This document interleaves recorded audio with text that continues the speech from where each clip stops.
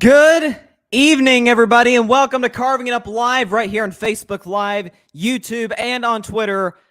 As always, I'm Bryson Carver, and we've got ourselves a new NBA Finals. It is a best of three. The series is tied 2-2. Game 5 is in hours at the Chase Center in the Bay Area, featuring the Boston Celtics and my Golden State Warriors, led by the baddest man on the planet, Wardell Stephen Curry II, and I will definitely discuss him in just a second. I'm wearing the jersey. I'm wearing the record-breaking hat from when he broke Ray Allen's three-point record this past December. I'm going to talk about Steph, and then I'm going to bring my man on, Barry Grant Jr. of the All Even podcast. He's going to discuss Steph. He's, to put it mildly, not as high on Mr. Curry as I am, but we'll discuss that. We'll discuss Draymond Green, Jayson Tatum, and his struggles, which is continued. The Celtics' fourth quarter struggles, which I told you I would show themselves. I've got some stats to back it up, and they did. Also, getting away from the finals for just a second, we're gonna talk about Anthony Davis. Apparently, has not taken a shot since April 5th. Well, Barry's a Lakers fan. He's not going to like that. And Kenny Atkinson being hired by the Hornets. I love it. I absolutely love it. I'll discuss that with Barry later on, as well as what to expect from the finals. And at the end of the show, I will predict Game 5, again tonight, of the 2022 NBA Finals. It's a best of three now, and my Warriors have taken home court advantage because of, and I will repeat myself, the baddest man on the planet, Wardell Stephen Curry II. What a show on Friday night. 43 points, 10 rebounds, and scored about as efficient a 43 points as a player possibly could. He shot 14 for 26 from the field, 7 for 14 from three. It's funny, it was at the free throw line where he's kind of been up and down all playoffs long. And in these finals, Steph Curry is averaging 34 points a game. He's averaging 34 points a game on, let's see, what's the shooting percentage? 50% for the field, 49% from three, and 86 from the line. The 86 from the line is actually the least impressive for Steph because he's, he is the greatest free throw shooter of all time. We always think of him as a 91, 92% guy. He's 86%, which is like a huge, downgrade. But 50% for the field as a small guard, as a perimeter player, and 49% from three-point range. And the shots that he hit in Game 4, off balance, off the dribble, floaters, dancing on Robert Williams in the fourth quarter. The step back that he had on Derek White with under 2 minutes to go, the dagger shot, is really what it really was. He set up Clay off the double team for what ended up being the go-ahead shot that put the Warriors up by one. And I believe they did not give up the lead after that with about 4 minutes to go. You're talking about he's getting fouled by Jayson Tatum. That was a clear foul. Tatum hit in the back. He hit down. He was just furious. And here's how I knew. And Warriors players talked about it after the game. And Steve Kerr talked about it after the game. When Steph hit his second three, it was a step back on the left wing.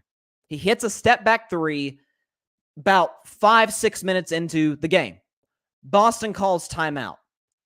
Steph runs all the way to the other side of the court near the Celtics bench, and is jawing with Celtics fans. Celtics fans, which again, as Klay Thompson, Steve Kerr called them, real classy.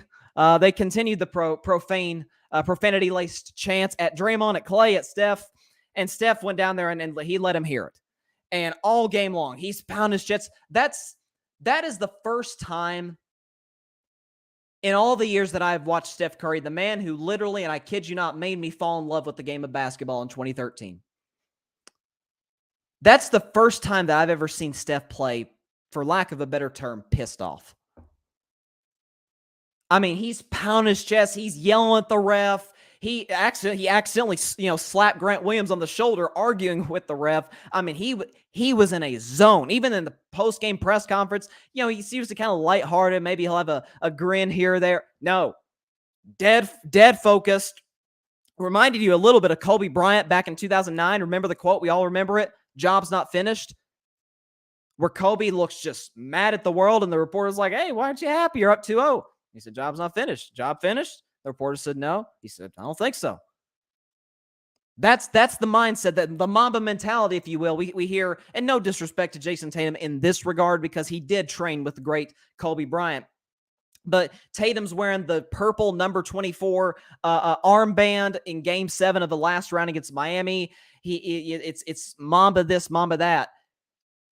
And I'll save my Jayson Tatum stuff for later. But that other guy, the short guy, the guy who's in his 13th year, he invoked the Mamba mentality on Friday night. And Steph has taken over this finals. I mean, and what has been appalling to me is that was Friday Steph's greatest finals game? Yes. Given the circumstances, given that he had an inferior basketball team. I mean, that's Steph is doing something that I did not think he would have to do these finals. It's really been quite shocking to me that he's had to literally put the team on his back. Draymond has been awful all finals long. Klay has been hit and miss. He was great in the fourth quarter, but he's been hit and miss, right? You're not relying on Kevon Looney to give you 10 points, right? Jordan Poole has been as inconsistent as could be. I'll give him a pass. He's in his third year, right? I've loved the development of Jordan Poole. You've got Otto Porter has even been in and out of the rotation, hasn't given you a ton in these finals. I mean, Steph's literally putting the team on his back. And I didn't think he'd have to do that. And so, but what has surprised me was like, oh, this was Steph's first great finals performance. I'm like, have you guys been watching the last 5 finals? Listen, I've always said, I'll give you 2016. 2016, Steph played abysmal in the NBA Finals against the Cleveland Cavaliers when my Warriors infamously blew a 3-1 lead to the Cleveland Cavaliers. He was terrible. There's no excuse, especially in Game 7, he was terrible. But 2015, he averaged 26, which was actually higher than his regular season average. 2017, he almost averaged a triple-double, averaging 27 a game. He averaged 27, 28, whatever it was in 2018. Should have gotten Finals MVP over KD. He outscored KD in 3 of the 4 games. And then 2019, everybody said, oh, he choked against the Raptors, even though both KD, Klay, Iguodala, and Looney all went down in that series. He averaged 30. And now he's averaging 34 on, 50% from the field and 49% from 3. Here's something else. You see a stat line, 43 points, 10 rebounds, 4 assists. He now joins Jerry West and Magic Johnson as the only point guards to record a 40-point, 10-rebound game in the finals. The only point guards to ever do that. Steph, West, Magic. Okay? And something else. He joins a list of 2 players. I think you've probably heard of them before. The oldest player with 40 points in a finals game. The oldest players to ever do that in a finals game. Steph, you know the other 2 are? Michael Jordan and LeBron James. The guys we argue who the greatest basketball player ever is. Those 2. Now, I'm not here to make the case before everybody gets on my back. I'm not even trying to make the case that Steph is in that class. Or is in that discussion, rather. But when we are talking about the ability to put a team on your shoulders in these finals, for both teams, there's a couple things. Number one, Steph has been the only Warrior or Celtic to not have a bad game, or even a subpar game. 34 in Game 1, 29 in Game 2, 31 in Game 3, 43 in Game 4. Tatum's been up and down, mostly down. Brown's had his moments, and then he takes bad shots and turns the ball over. Draymond's been terrible. Klay was really good in Game 3, was good at the end of Game 4, was awful the first 2 games of the series. Wiggins has really been Steph's second-best player, if you think about it. I will say this, man.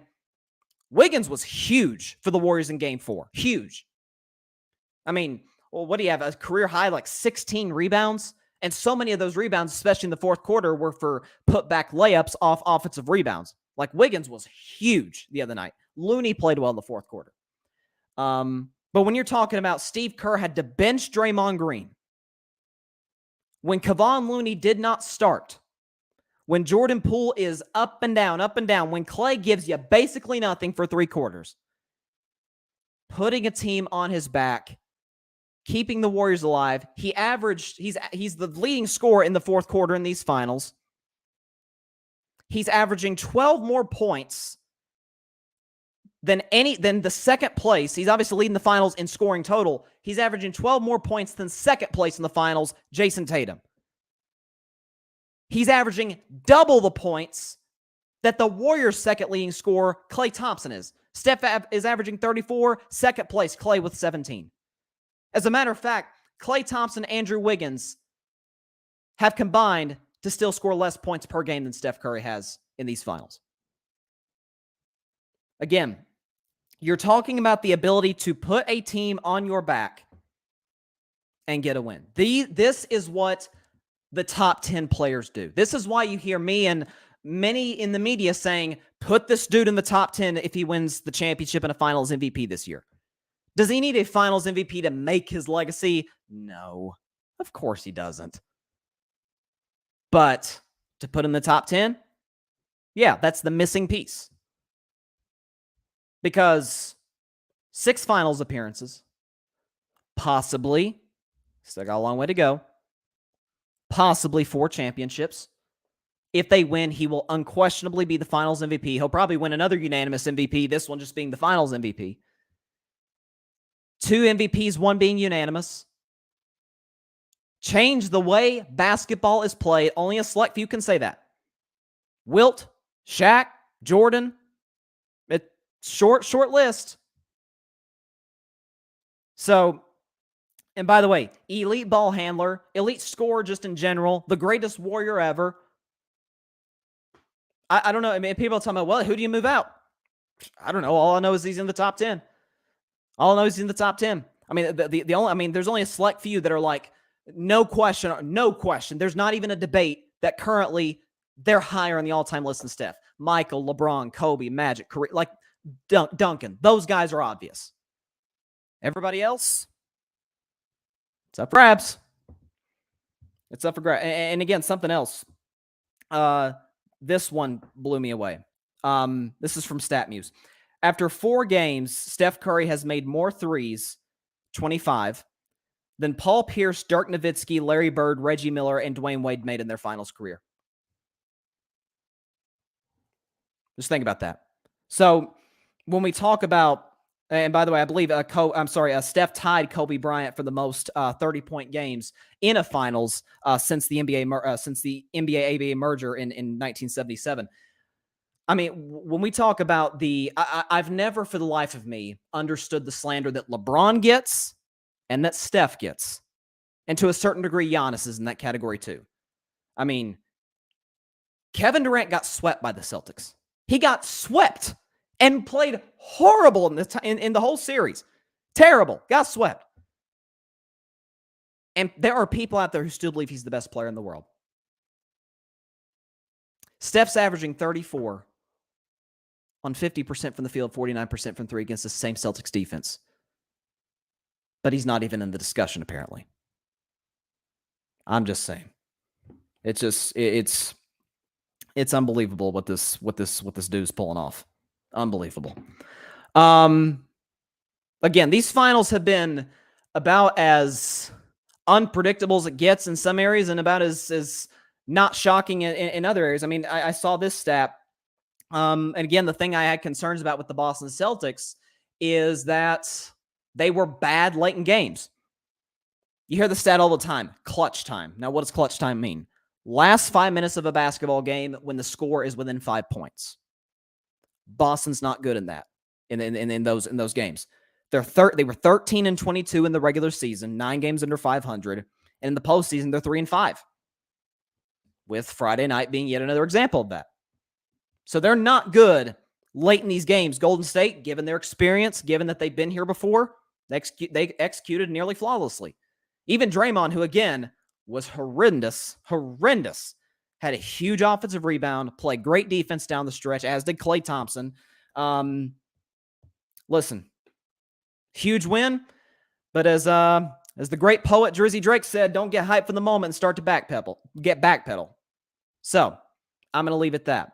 And so now, returning to the show, I should say, is the host of the All Even podcast, a good buddy of mine. He is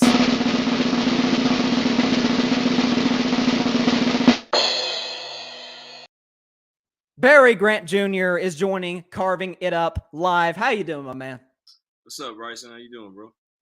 I'm doing great. I appreciate you coming on the show. Before we even get into any basketball, I would like to ask you, because I listen to your podcast, I watch your most recent podcast. You got this new Saturday show that you sort of brought to the table, a video show. Talk about that and what you're bringing to that. Pretty much the same thing. You just get to see my ugly mug on camera every Saturday now. So, it's just a different dynamic. I've been transitioning, leading up to this point for a while. Some starts and stops and highs and lows getting there, but it was necessary. It was time. So everybody go check that out. It's pretty funny. I hope everybody liked it, but more to come. I died during the Robbie Anderson segment. That was amazing. But just be honest. I mean, it's true. It is. No, it is. It's true. Nobody's like losing sleep about Robbie Anderson retiring. Back to basketball, though. Yes, sir. So these have been about as wild an NBA Finals as you could have through the first 4 games. Again, no team to this point has won back-to-back games. The Warriors are going to try and change that tonight. The Celtics, of course, are going to try and keep up their streak of having not lost back-to-back games all postseason. So you talked about let's start with Steph, since I started the show with that. You gave Steph his props. Obviously, he was phenomenal in that game 4. But to, I guess, put it mildly, you're not as high on him as I am in terms of him pushing to be that like top 10er guy. Talk about Steph, just his performance in game 4, and then why you have never been huge on him. Well, I mean, you definitely got to give the guy all the credit in the world for what he did in game 4. That's the swing game. That, to me, is the most important game in the series, because that kind of tells you where the series is going. 9 times out of 10, not really that high of a percentage, but, most of the time teams win that game 4. They normally have the advantage, and they pretty much win the NBA Finals. So it was a very, very important game. I think that's why you saw Steph Curry that serious in regards to getting so revved up and amped up so early, because he understood the importance of this game.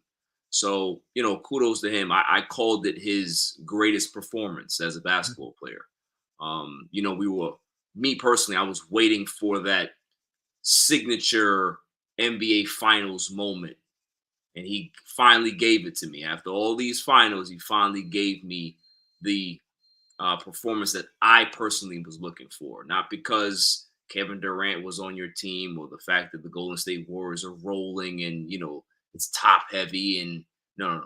This team needed him, and they needed every single point that he gave them to be able to win that game, because the way the game was going, I think Boston had control, but they just started to really take some bad shots and allowed Steph Curry to really put the hammer down and seal that win. So, that's the type of performances that make you a legend. People have always put him in the category of legend and this, and, he's changed the game, absolutely. But for me, there's certain things, there's certain, boxes you have to check in my particular, critique of you to be able to kind of elevate where I need you to be. And last night, or excuse me, not last night, but game 4, actually, he checked off that box for me. Still got some more to do, but, it's the first step for him to actually say, for me to say, that boy's legit. He deserves to be where he needs to be. So you are saying that in turn, because that's been the discussion. Obviously, everybody's talking about the Finals MVP. Everybody knows Warriors win this. It's going to be, I think it's going to be, like I said, another unanimous MVP for Steph. It's not even close. But are you saying you still, in your mind, you would still give him a shot to get into that, like, truly like that pantheon of all time great basketball players in NBA history? Oh, he definitely has a shot. It definitely has a shot. But like I said, one performance like this doesn't do it. Like, when you talk about the top 10 great players of all time, they have multiple just phenomenal finals performances. These guys are just guys that continue to elevate, and they do what they have to do when it's necessary. So that's my thing with Steph, is that he's a great player. He's going to be up there in regards to where he falls. It's always going to be debatable, obviously, but he's definitely on the cusp. Is he going to get there? Is something they're really going to solidify? I don't know. There's just so many great players that have played this game that you're really going to have to dig in and kind of see who you're going to replace and stuff like that. It just gets very convoluted, but he's up there. And I think if you're going to say he's up there, I think that should be good enough. Sure. And I also said, I said this back in February. I think February 21st was when I said this after the All-Star game. I said by season's end, Steph will solidify himself not just as a top 10 player, but currently as the best basketball player on earth. I said that he would pass up LeBron and Giannis.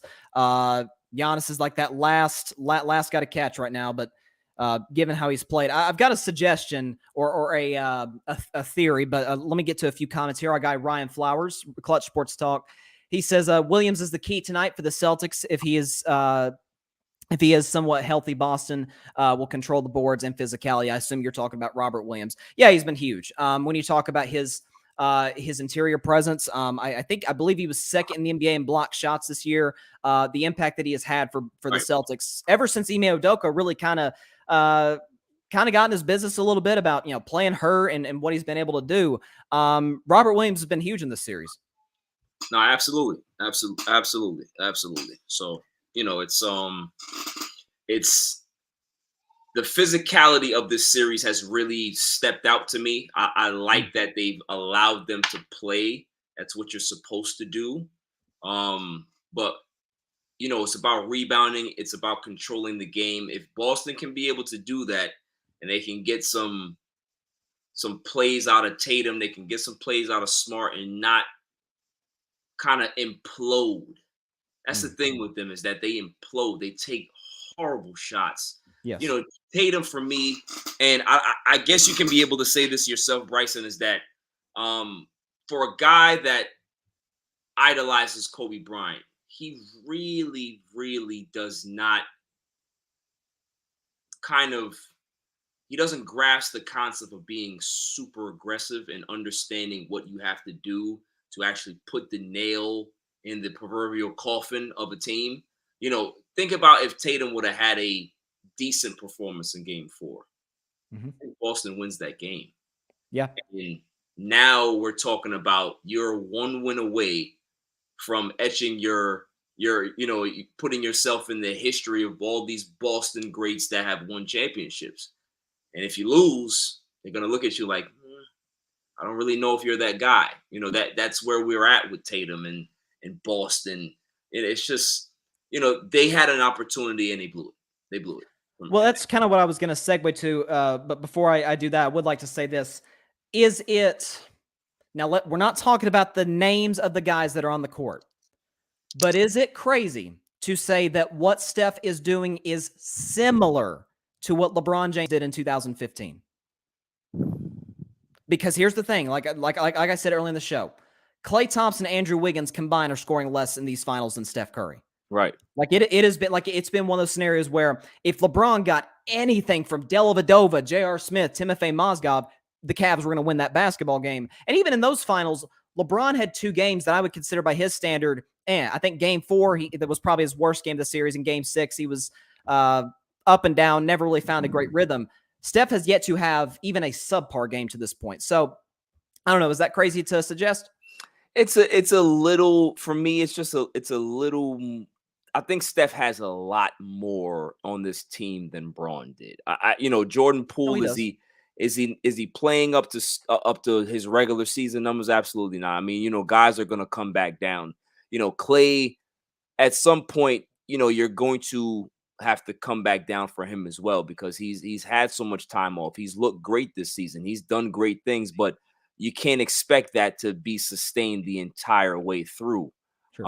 And they do have a very young team. So, I mean, listen, it's, for me, if they do win the championship, Steph deserves all the credit. Like, Steph deserves all the praise, all the respect, because he was the guy that had signature games in this series that allowed them to be able to win the series. That's very important. For a while, you weren't able to say that about Steph. You can really say that, look at the series, look at the games, and say, if it wasn't for Mr. Curry, I don't know where they'd be. They would probably win a game or probably get swept. Who knows? So that's the thing. It's like, when he got hurt in game 3, we're like, oh man, is he going to play in game 4? And he says, I'm playing in game 4. You don't have to worry about it. So that kind of adds to the legacy. That kind of adds to this series, that not only did he get hurt in game 3, but he came out in game 4 and blew the doors off of the Celtics in regards to that world of a performance. So, that's why I feel that, he's going to get all the respect. And it's just, I can't really compare it, because what Braun had in 2015, Bryson, that was a mash unit that, it was just, I think I've seen better rosters in pickup. So it was really, really bad. And Braun understood that. And that's why we saw the aggression out of him in that series. So. Yeah. And look, at the end of the day, no, I think you're right. And look, it is to a certain degree, it certainly is music to my ears here. And you finally come to terms and praise the great Wardell Stephen Curry II. I appreciate that, my guy. I think I'm fairly medicated today. That's probably what's going on. Oh, is that the issue? Is that the issue? But you made a good point to segue into Jayson Tatum. Yeah. You said, and I said this earlier, and you kind of alluded to it, talking about, and this, it's not to disrespect Tatum in any way, because he did train with Kobe Bryant. Right. But I felt like, and you could say maybe it's experience, I felt like 30 represents Mamba in this series a whole heck of a lot more than Jayson Tatum does, for this reason. I agree. No, but Steph has had, like even in game 1, right? He scores 21 in the first quarter. He goes crazy, and he gets a little cold second, third, and fourth. Mm-hmm. But he just kept going at him, going to the rim, taking tough jump shots. And if Tatum doesn't have it rolling, or if it's late in the game, he kind of shies away. The thing what was so special about Kobe that we admired about him, I mean, all the air balls against Utah in 97, whatever year that was, he kept shooting. The confidence was never gone. Right. And that's the thing that I worry about with Jayson Tatum is it is not a talent thing. It's not a skill thing. We saw him outduel Kevin Durant in the first round. I think it's in his head a little bit, Barry. I will agree with you. I would go a little further than that, Bryson. I just think that this is who he is. I'm a Duke fan. I saw him play at Duke. I've seen this same mentality and attitude, and you can disappear in certain situations at Duke. I've seen it here in the NBA. Certain guys, they are who they are.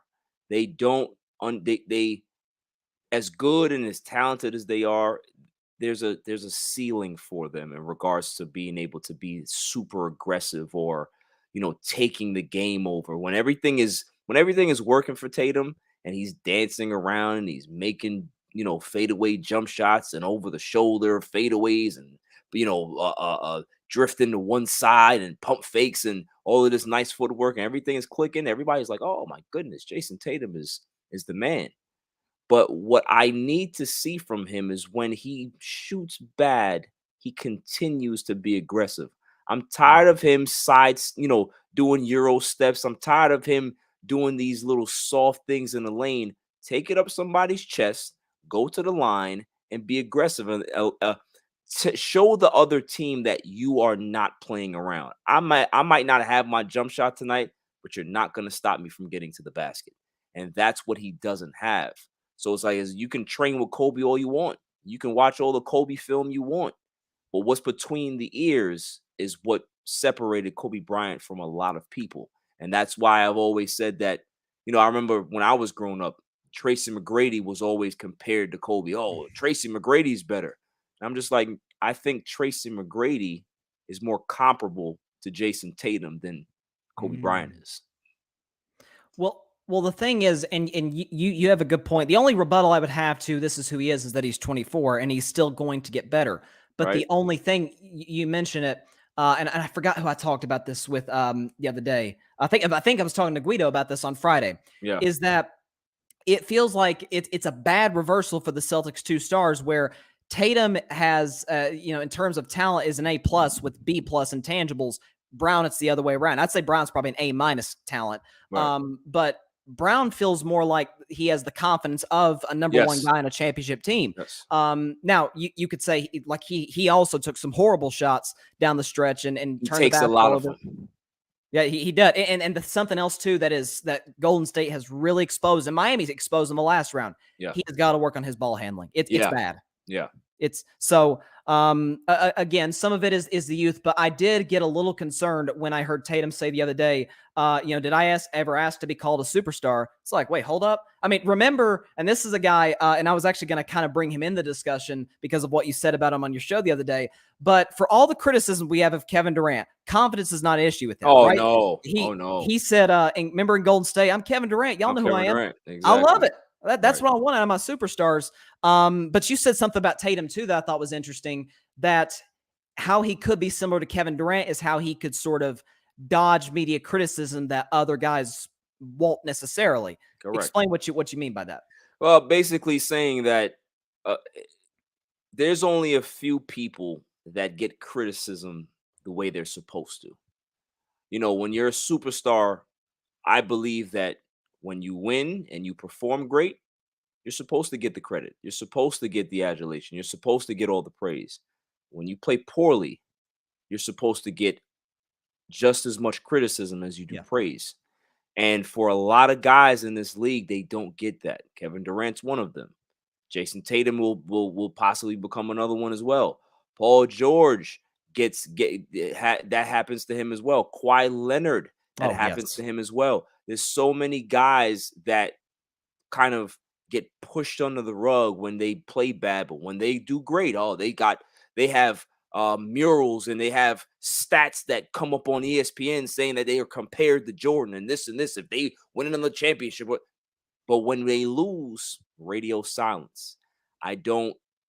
This is the thing I don't like about certain guys. They want the praise, but they don't like the criticism. And Jayson Tatum is starting to show a little hole in his personality in regards to, I never said I was a superstar. You don't have to.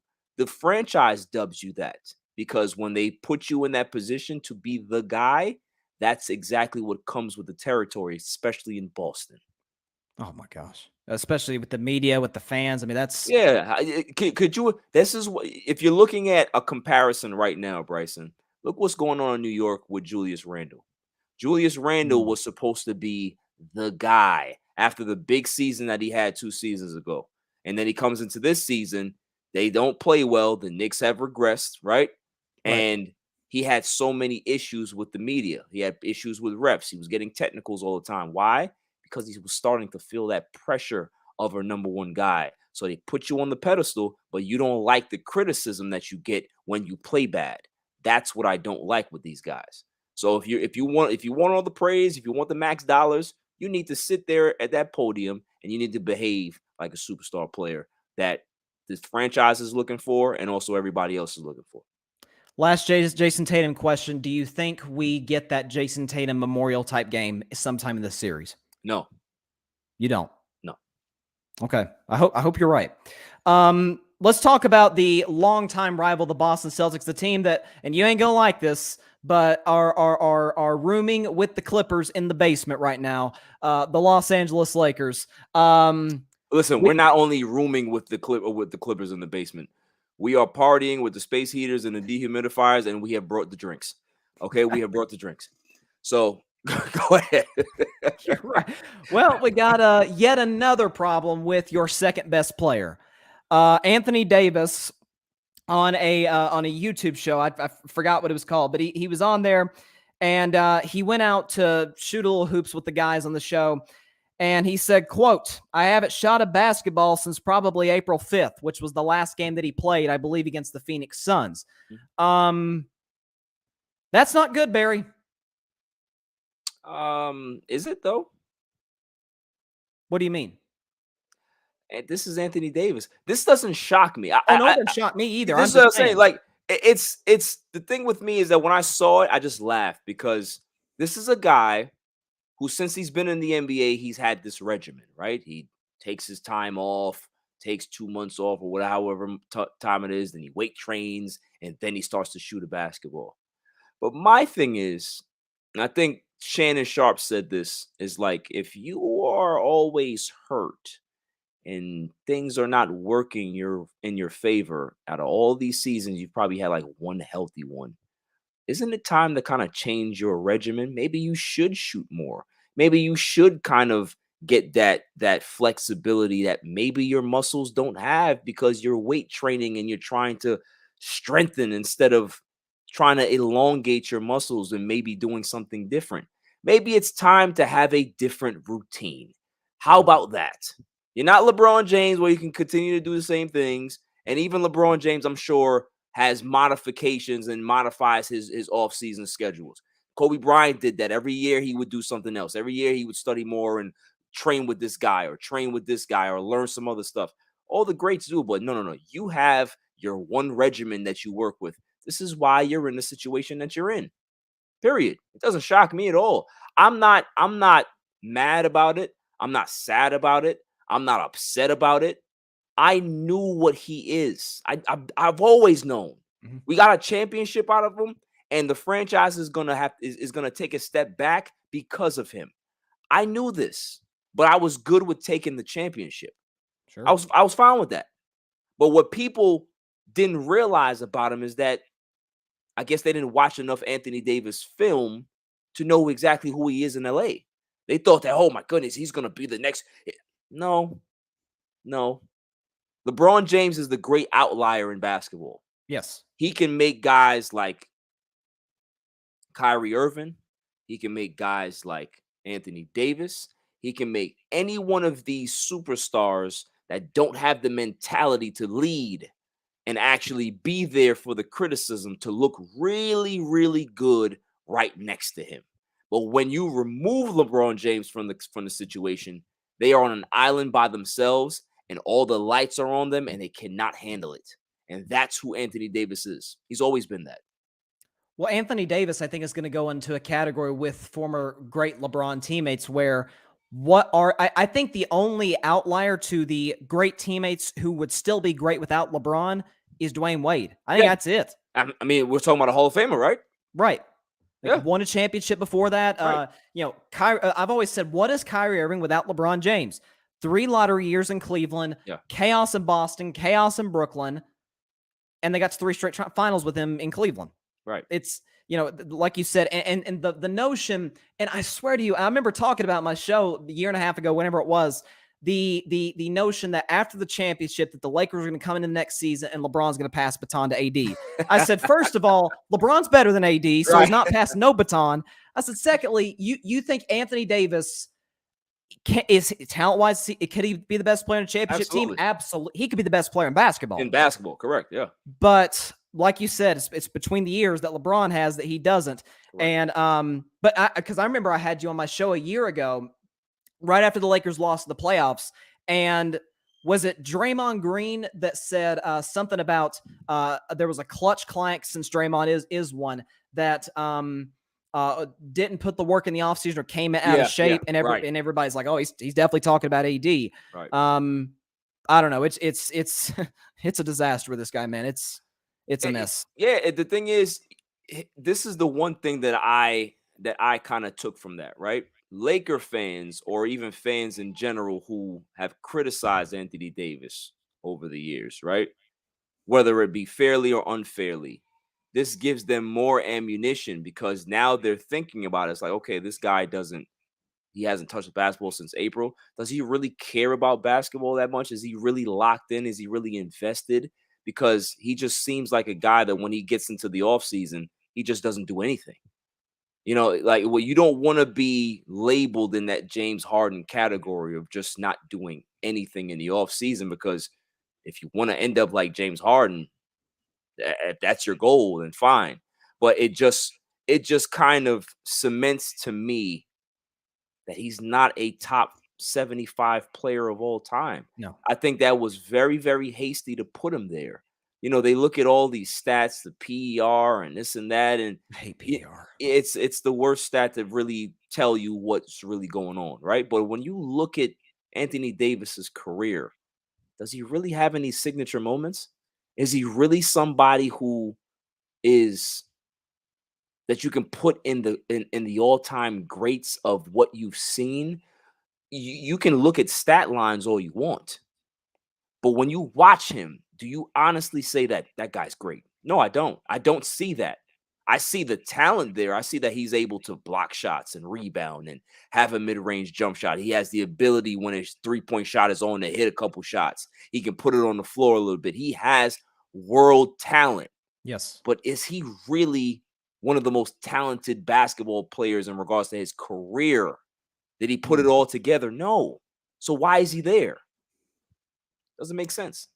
Well, you know, it's something else. I remember you brought up the NBA 75 list, and that was one obviously that came up for debate. You know, guys that missed it: Dwight Howard, Vince Carter, Klay Thompson, How Kyrie is Irving. Dwight Howard off that list? It just doesn't I don't know. make sense to me. 3 defensive player of the years. I mean, now let me ask you this question about that. Let's just say Dwight Howard's out of the conversation. Who do you think would deserve to be in that 75 list more? Anthony Davis or Kyrie Irving? So it's only between them? It's only between them. Like of LeBron teammates who are ridiculously talented, but that's about it without LeBron James. I put Kyrie in there. I think I tend to agree. Yeah, I put Kyrie in there. Kyrie has more signature moments. He does. No, he does. I mean, you can't take away one of the greatest shots in basketball history. Right. And it might be the greatest handle of all time. Yeah. He's got the ball in a string. Right.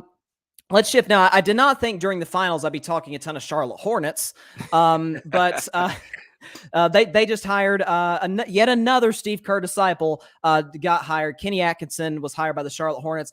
I'm seeing a lot of people, Barry, in the national media criticize this move. I think it's a phenomenal move for the Charlotte Hornets because you're talking about a guy in Kenny Atkinson who is a culture builder as a head coach. He did it in Brooklyn. I mean, you think about that Brooklyn team. D'Angelo Russell often got benched in the fourth quarter of those games in favor of the younger guys because they bought into the system more. That's right. I think given the young team, you're talking about guys like obviously LaMelo Ball being the head of that snake and guys like PJ Washington. This can be a pretty good Charlotte team for the next few years. What do you think about the hire of Kenny Atkinson? I mean, listen, you said it best. You can't believe about some of the takes these media people have. I say that all the time. I don't really put much stock into what they say. Kenny Atkinson is one of the best development coaches we've ever seen at the NBA level. That's what he does. That's his job. His job is to get young players to be NBA ready, not just be prospects, not just be decent players. He can turn guys, and whatever skill set they have, he maximizes that. And that's what they need in Charlotte. They've always kind of tried to push things a little forward. They would get guys that were great defensive coaches, or they would get guys that were, hard nosed, or they would have a guy that, has a FIBA background and he's offensively gifted, but they never really focused on player development. Now you have a coach that can actually be able to do that, as well as be a hard-nosed, tough guy that it's his way. You know what I mean? Like, management kind of stays out of Kenny Atkinson's way because he's a very tough-nosed guy. So this is a perfect hire for Charlotte. If there's a perfect hire, this is it. You don't really get that all the time, right? But this is a perfect hire for what they're trying to do there. Jordan never really gets things right. He kind of bobbles things all the time. And this one he hit a home run with. And I am very, very happy for him. I think it's the best job that he can possibly take. Not like the other Golden State assistant that's now in NBA Siberia. And my condolences to Mike Brown. Prayers for Mike Brown. Enjoy prosperity in the National Basketball Association for the rest of these finals, because after that it's going to be some rough sledding. Yeah. Let's shift back to the finals just for a quick second. A strong, and I can say this as a Warriors fan, a strong argument can be made that Draymond Green's been the worst player of the series. Oh, what gave it away? What's that? What gave it away? I mean, listen, I cannot think the only Draymond signature moments of the series are him chirping to Jayson Tatum, Al Horford, Marcus Smart, Jaylen Brown, and Grant Williams. Yeah. And listen, as a Warriors fan, I love that because I think every great dynasty has to have a guy like Draymond Green. The problem is he's been bad defensively, and that's always been his calling card. He's had some questionable turnovers. Yeah. It feels like when he's driving to the basket, very out of control. It's out of control. It looks like he's just trying to draw contact. He's not even a good free throw shooter. No. I don't think his confidence is shot, especially after Steve Kerr benched him for about 5 minutes in the fourth quarter there. What do you make of Draymond Green in this series? Is it something Boston's doing? Is it just something that he's just flat out not playing well, or a little bit of both? I think it's a little bit of both, but I also think it's something else as well. Maybe two more things. I think that physically, I think he's not going to age well. Right. In regards to being a great, defender and being able to move his feet and stuff like that, he's not going to age well. So maybe you're starting to see little hints of him possibly losing a step. And there's also the other part that Draymond is probably in his mind transitioning into media. I think when Draymond is finished, he's going to have a seat right there at that TNT table with the rest of them. Yes. And I think his focus is not where it needs to be. I don't need to hear about podcasts. I don't need to hear about this. I don't need to hear about players in the 80s and 90s and how they were fake tough guys.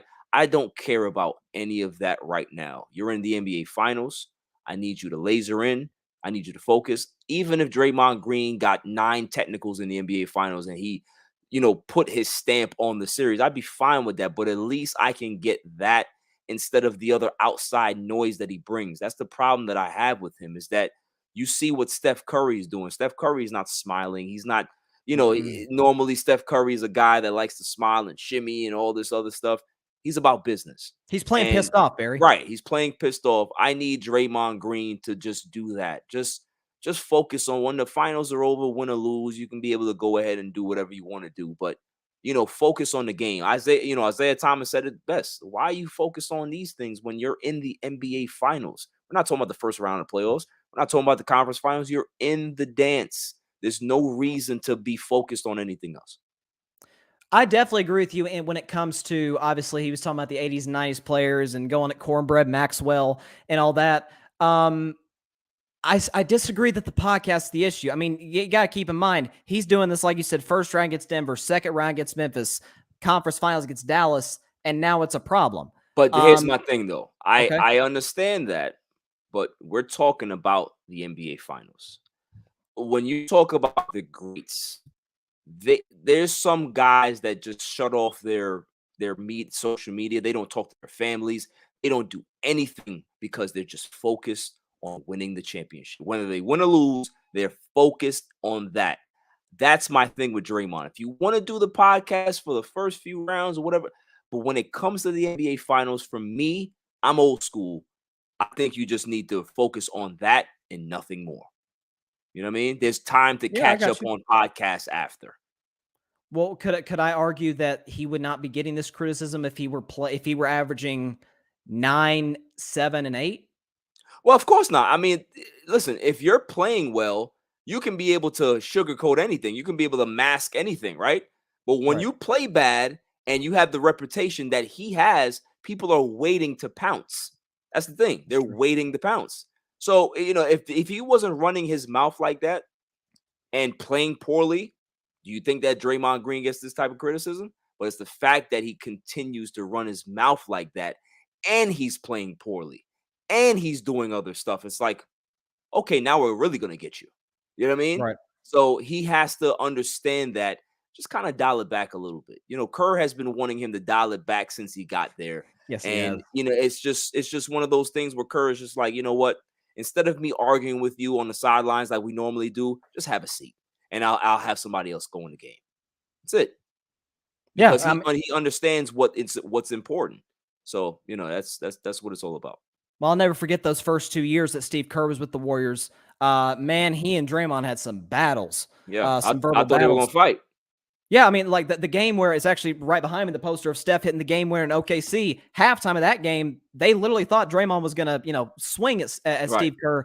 And so But yeah, I mean, here's my thing though. I don't mean to cut you off. Even yeah. if they were to get into a fight, I'm picking Kerr. Hey, he took a punch from freaking Michael Jordan. Right, okay? exactly. He's not scared of that. Exactly. Like I took a punch from MJ. You think I'm scared of you? No. That one bet against Kerr. You swing like Barkley. I'm not scared of you. I'm not scared. I'm not scared. Barkley missed so many punches back Yeah, in the day. yeah. All right. So last question. It's 2-2. It's a best of 3 series now. Game 5 is now in about 2 hours.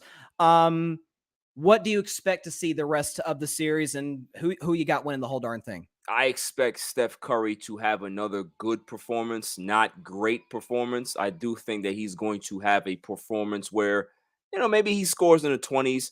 I think Jordan Poole is going to have a good game. I think the rest of the staff, rest of the team is going to be able to step up. And I just think, like I said, I think Boston blew their chance in game 4 to win this series. There's certain things that I look for a young team. And do they understand the moment? Game 4 was the moment, because had they won that game, we're talking about the kids growing up. For right now, they're still going through that growth process. And that growth process is going to end in 2 games because Golden State is going to put it away. You think it's over in 6? Yeah. Man, that would be amazing. And look, like I said, and you agree to it. When we win the title, you're coming on the show. You are coming on Carving It Up Live. I don't know, man. Maybe something's gonna happen with my connection. I might not be able to get on. You know, is that what it is? Is that what's gonna happen? I'll be here. Look, man. I said that you guys wouldn't win. Mm-hmm. You told me that they would, and if they win the championship, I have to be here. I have to be here to take all the flack. I have to just sit here and take all the verbal abuse that you're gonna give me. So it's fine. It's fine. Hey, well, listen, but to your point, though, about those Boston Celtics, they got tight. That's what top 10 players do to you. They put the fear of God in you, man. I'm telling you. Listen, LeBron going to the Warriors? No, I'm not going to the Warriors, man. No. You heard on my show how I went at Mr. Quinn. No. It's just rubbish. Just stop. LeBron James goes to the bathroom and all of a sudden there's a story about it. Come on, man. Man can't say anything without people wanting to spread propaganda. Yeah, of course. Listen, who wouldn't want to play for the Warriors? Warriors are a well-run organization. But is it possible? No, it's not. It's not. He's not taking the mid-level exception. He's not taking the mid-level unless Bronny gets drafted there. And the fact that the Warriors are a great team, they're not going to have a chance to draft them. So that's it. That's it. All right, Barry Grant Jr., appreciate you coming on, man. I'm in. Yep. I mean, you guys got to go on there and then listen to Barry's rant about Sam Quinn on CBS Sports. It was, and I said on the show, even I was talking with Mike Guido about it too on Friday. Listen, man, for that to happen, like people talk about what Kevin Durant joined, you have no idea how many things had to go perfectly for the Warriors to get Kevin Durant, because both Klay Thompson and Draymond Green took less than they could have made in 2015 in free agency the year prior. Steph, people forget, he was on for a guy who won 2 straight MVPs. For the Warriors, it was the greatest bargain in the history of contracts in the NBA. Steph Curry was making $11 million a year because the first big contract he signed, he was coming off his second ankle surgery. The Warriors didn't know. They thought about letting Steph go. Thank God for Bob Myers saying, "Nah, let's keep this guy around and see if he can get healthy." And the rest, as they say, is history. But and plus, Kevin Durant took a little less than he could have made. So it was all guys like taking a little less. And like I said, LeBron's not, and I don't blame him for not taking it. You're LeBron James. You don't take a pay cut. Are you kidding me? Not at all. We've got quite a few comments in here. Let's go to the top. Let's see, man. We got a lot of comments. Let's see. Grady Edwards, my man, he says, this is Steph's moment. They're going to get the job done. Guy will probably go down as the second greatest point guard of all time. KD joining the Warriors capped how far Curry's legacy could have been seen. That is, unless he wins 3 titles in a row. I don't listen. If he wins 3 titles in a row, then that would put him at 6, and we may have to be starting to have another conversation because if he wins 3 straight titles, he passes Magic. I'm sorry, he passes Magic. Then we're gonna have to start talking about him with that king in, well, he's in LA now, the king in LA, and that GOAT in Chicago. I'm just saying. But that would be awesome though, Grady, if he did win 3. And Grady's made the point. He said in finals MVP in all 3. John just said it's only one Kobe Bean and MJ. Oh, Kobe, Braun, and MJ. Yeah. Yeah. I mean, they're built differently physically, especially LeBron built differently. And what's in between the years. I mean, those guys, John knows, especially as a Bulls fan growing up in the Michael Jordan era, those 3 guys, I talked about Steph putting the fear of God in the Boston Celtics. Those dudes put fear in the opponent.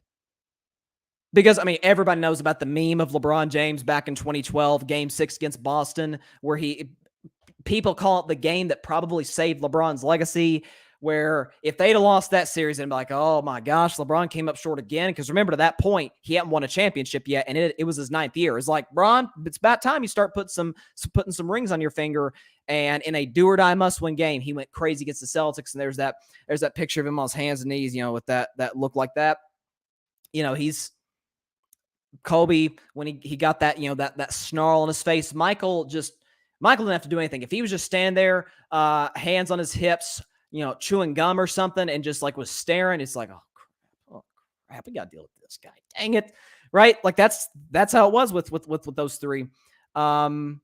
John believes, and this is a discussion that I've heard, and I've got mixed feelings on it because I love Steph, but John says Curry will win MVP, win or lose. Here's the thing.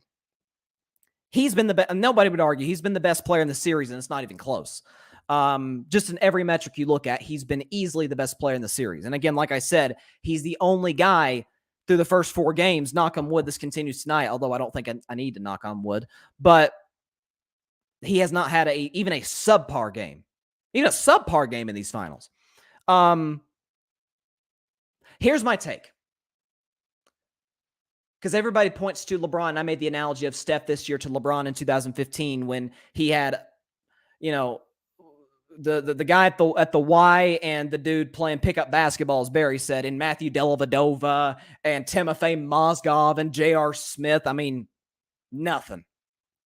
And he was out there against a 67-win Warriors team and took him 6 games and averaged, was it 36, 13, and 9, 35, 13, and 9 or something crazy? Like, and LeBron, I think he got 2 votes, but LeBron didn't win MVP for that series. Andre Iguodala, who held him to that stat total, won the MVP. I don't think Steph will win Finals MVP if the Warriors lose the Finals. Should he? Maybe. Because he's been so much better. Because here's the thing in 2015 that I would argue, because I think Steph should have been Finals MVP that year in 2015.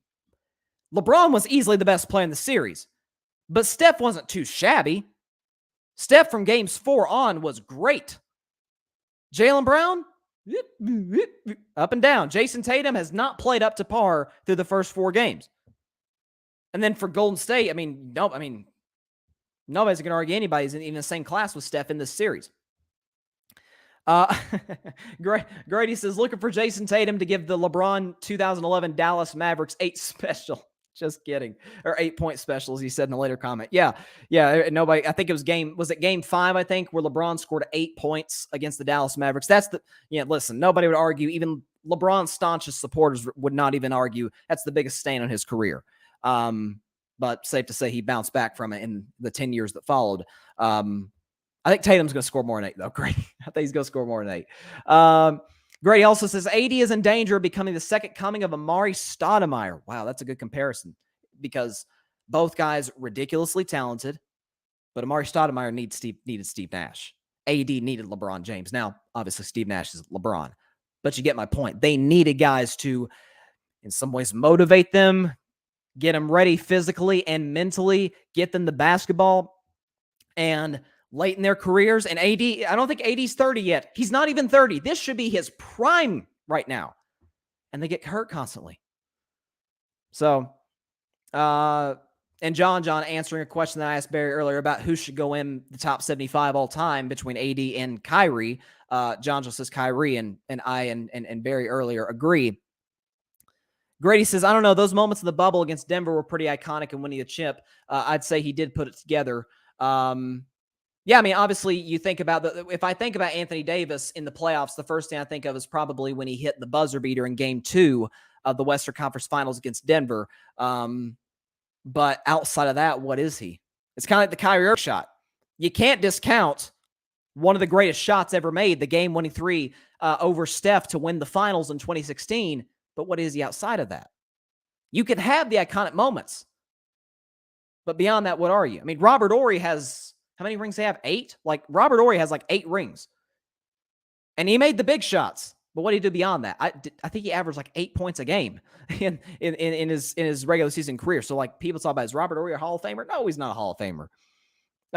Grady says Charlotte low-key has a pretty decent core. And they're all young too, Grady, because you're talking about, again, LaMelo Ball, PJ Washington, Bridges. I mean, they've got a good young group of guys that they can really build around LaMelo Ball. Certainly they could add some guys in the draft, maybe go out and get some veterans in free agency. Because like Draymond Green talked about this, and I totally agree with it. Draymond talked about in this podcast a while back that when you're rebuilding, and Charlotte is good, but they are still in a rebuild process. They haven't made the playoffs in like 6 years or so. When you have that many young guys, you do need a couple of adults in the room. You need some 34, 35-year-old veterans to kind of show them, hey, this is how you become an NBA player. Charlotte doesn't have a ton of those. So I think they need to add a few in free agency. But I agree. You know, Kenny Atkinson, I think, is an excellent hire. And as Barry says, it goes to show you how much the media really doesn't know that much about basketball. Because in terms of development, I mean, this is why he's perfect. Everybody talked about Kenny Atkinson going to the Lakers. I'm like, that's a horrible job for Kenny.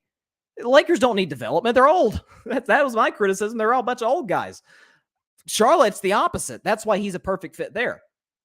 And Grady says, talking about Charlotte, they've got a good GM. Talking about Draymond, Grady says, I kind of wish Draymond would have shut down the podcast for the playoffs. He's everywhere too much. I mean, yeah, my point about that is it wasn't a problem when the Warriors are winning. So why is it a problem now?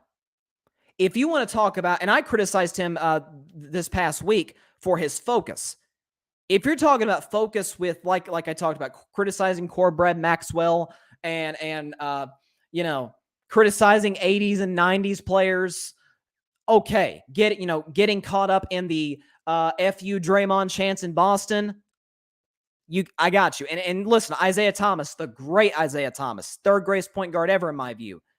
He made a great point about all those things, about focus. I don't think the podcast is a focus issue for Draymond. If he had started, because I think he started the podcast in like November, December. If he had been going all the way through, and he said, and he's doing the podcast and he's playing like hot garbage, like he's playing right now, I'd be like, okay, like get the podcast out of here, suspend that. I don't want to ever watch the Draymond Green show ever again. I don't want to see that stuff.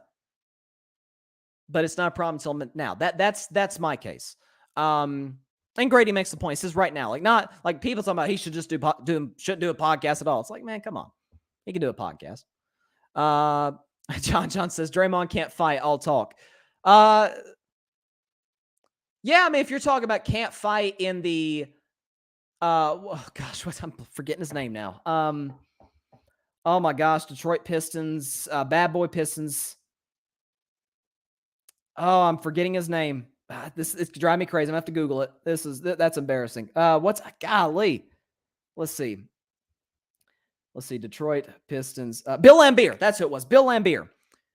Yeah, Draymond could not fight Bill Laimbeer or Michael Jordan yeah. Heck, I'm not even sure he could beat Bird. But here's the thing, man. You got to realize Draymond Green's from Saginaw, Michigan. So he ain't scared of certain guys. But like Barry said, Steve Kerr's not scared of Draymond. He was punched by the GOAT. So you have that as well. John, man, come on, John. You ain't got to hate on Steph like that. He says top 15, talking about where Steph's ranked. It just breaks my heart that you feel that way, John. It really does. It's just, man. He's top 10 if he wins the title. He's 11th right now. I think he's right in the edge. He wins, right in there.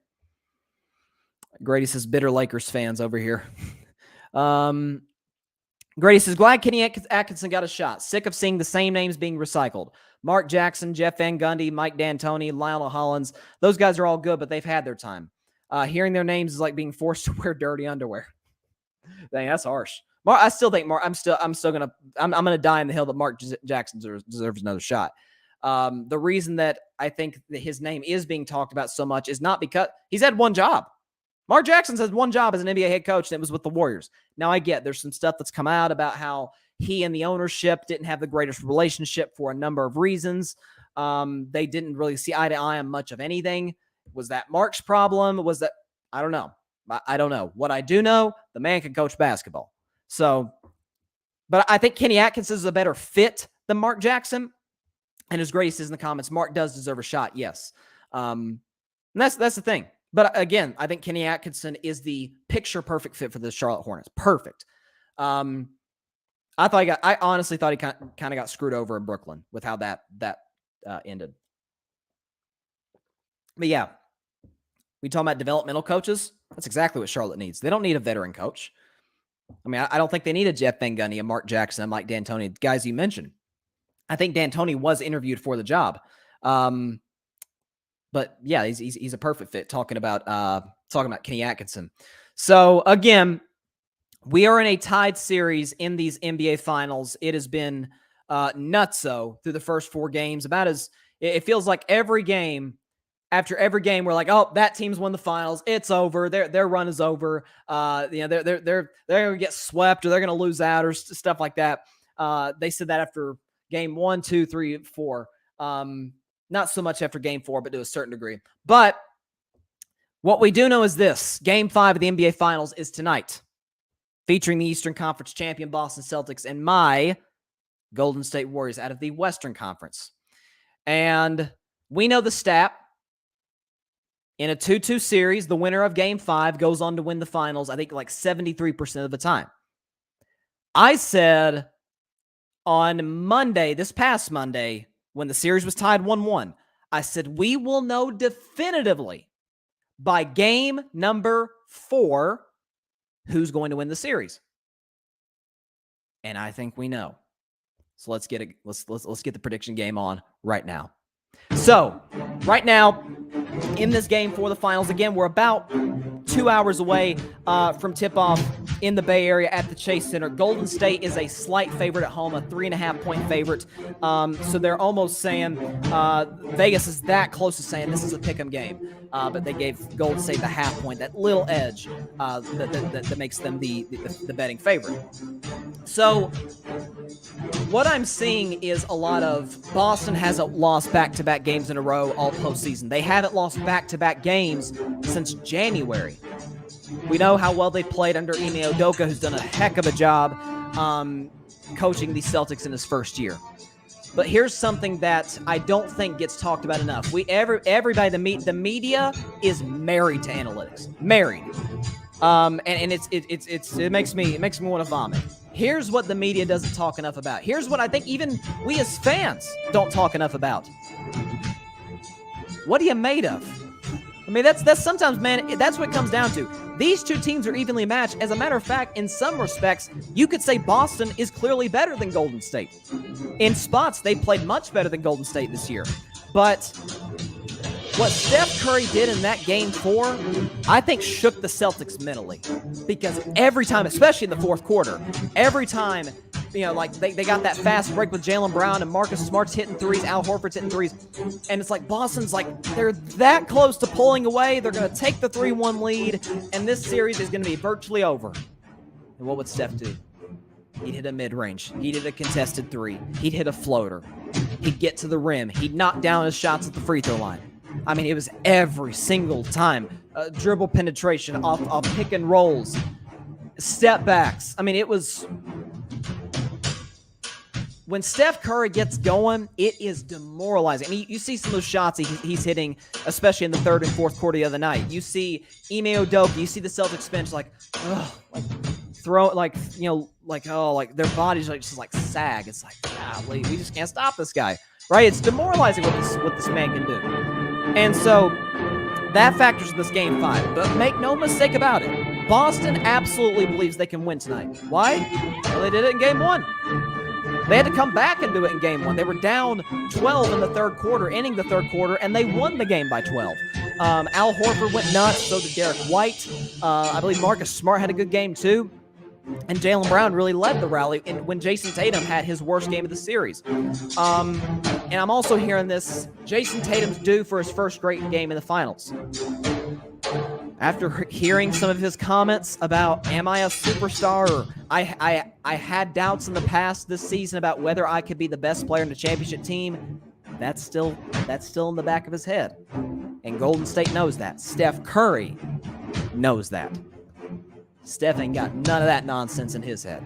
Because he's saying, I have had to hear for 6 years since we won our first, 7 years since he won his first championship in 2015.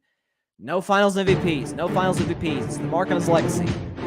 He's like, man, if we lose this finals, it ain't because I didn't put myself in a very strong case to be the finals MVP for the first time. I already listed the stats earlier. I won't beat you over the head with it again. But I think Steph's due for a bit, or not due. It's been great the whole series. He's going to have a huge night, get the crowd going. I mean, he was going at the Boston crowd. He was talking smack to the Boston crowd. And so, feeding off the home crowd energy, this is a must-win for the Warriors, too. Because you lose tonight, you see how hard they had to fight just to steal that Game 4 on the road. You don't want to be put in an elimination game in Game 6 on Thursday in Boston. You want to put yourself in that mindset that we win tonight and we can win the championship on Thursday. And if we don't win on Thursday, we've got the insurance of a Game 7 at home. With all of that said, I think it's going to be the best game of these NBA Finals. I know a lot of people thought that'd be Game 4, and it was a phenomenal game. But Game 5 is going to be the best game of these NBA Finals, and my Warriors will prevail by a final score of 106 to 101. This will be a game that is nip and tuck in the fourth quarter. These teams are going back and forth.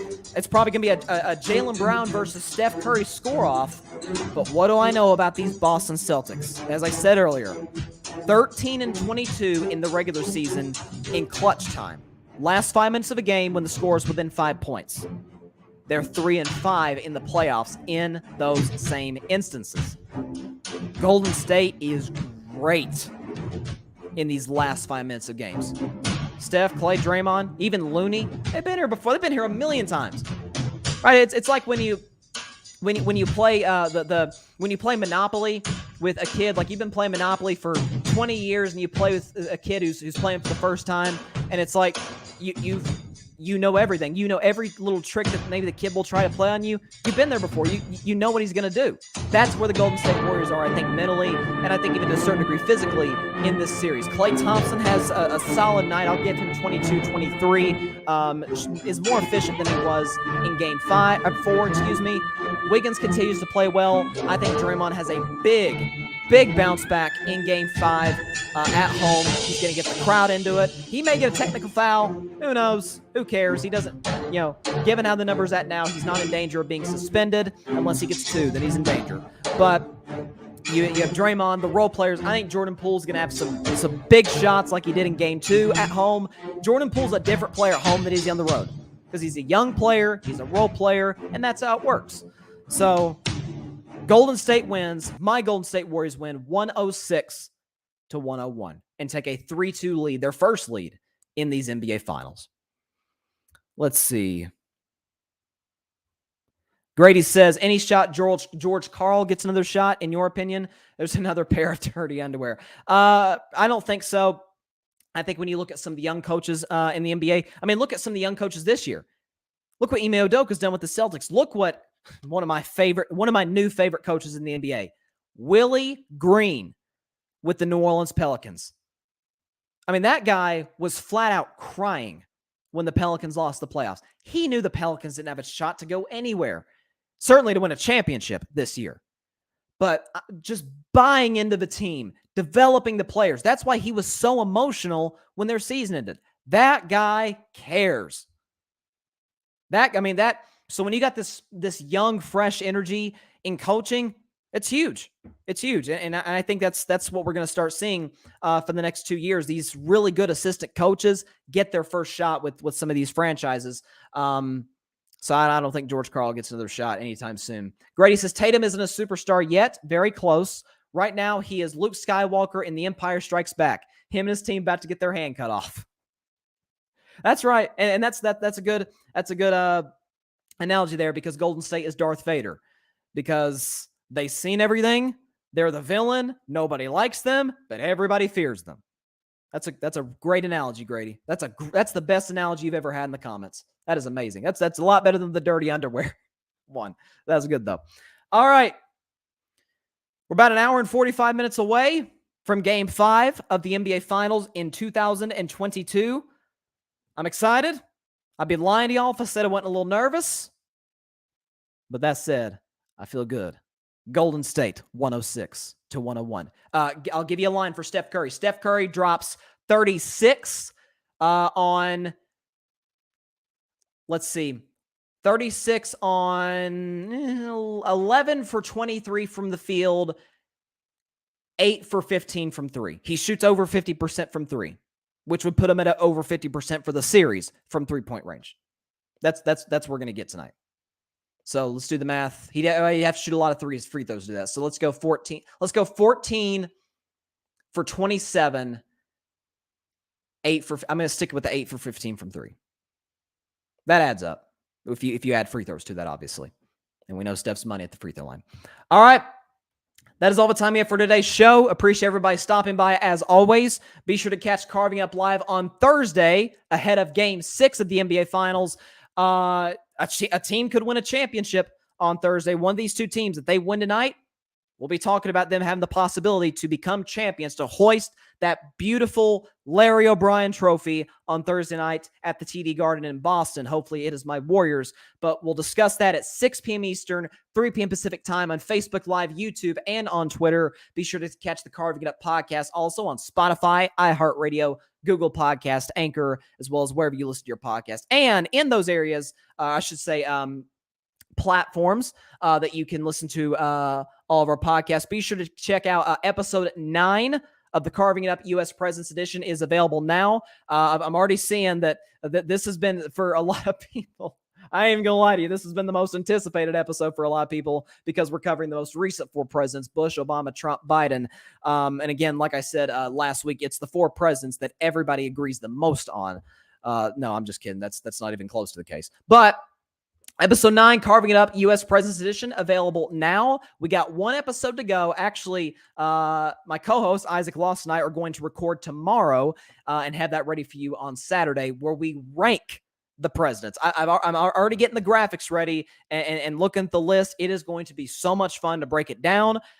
Forgive me for being a U.S. president nerd, but I ain't going to apologize for it because I love this stuff. And I appreciate, both of us appreciate y'all's support for the series to this point.